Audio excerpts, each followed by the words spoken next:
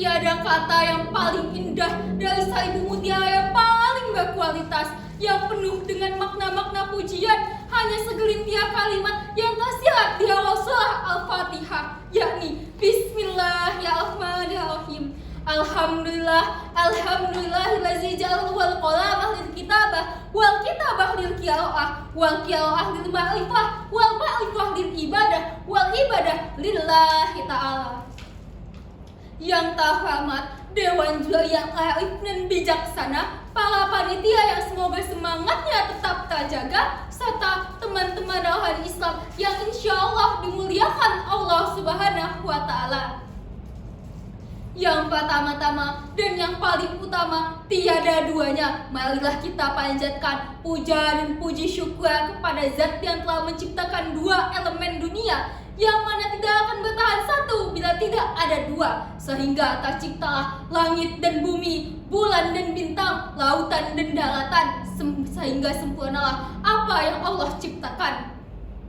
Sholawat beserta salam semoga tetap tercurah limpahkan kepada seorang paduka alam yang berhasil menyatukan barat dan timur, mengkikis habis segala bentuk ajaran komunis, membabat segala bentuk maksiat yang dapat menyesatkan umat, sekaligus membumi hanguskan kubu-kubu Yahudi dan Nasrani, sehingga sampai saat ini bendera Islam masih berkibar dan berkobar di penjuru dunia, yaitu Ya Habibana Ya Maulana Muhammad Sallallahu Alaihi Wasallam.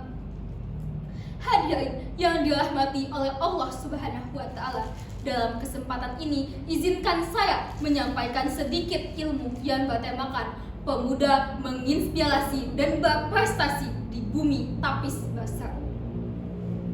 Sahabat dai rahimakumullah, Syekh Mustafa Al-Gholayani, seorang pujangga Mesir, bersenandung dalam syairnya, sesungguhnya di tangan pemuda letak maju mundurnya bangsa, dan di bawah kakinya lah letak hidup matinya bangsa. Pertanyaannya, bagaimana beberapa tahun yang akan datang keadaan bangsa maupun tanah Lampung tercinta yang kita tinggali ini, yang kekayaan alamnya sangat melimpah, yang esok hari kejayaan kotanya akan dituntut oleh pemuda, atau sebaliknya kejayaan alamnya menuntun kita sebagai pemuda untuk bersikap sewenang-wenang? Jawabannya ada di tangan pemuda hari ini. Kerabat dai yang saya banggakan, bagaimana pemuda dapat mengambil alih peradaban untuk tahun-tahun yang akan datang, menjadi contoh yang menginspirasi para pemuda lain dengan tetap berpegang teguh di jalan Allah Subhanahu wa Ta'ala, dan berprestasi dengan tetap mengedepankan akhlak dan mencontoh perilaku Rasulullah Shallallahu Alaihi Wasallam. Namun, akankah sekarang perilaku dapat dilakukan semudah melontarkan sebuah perkataan?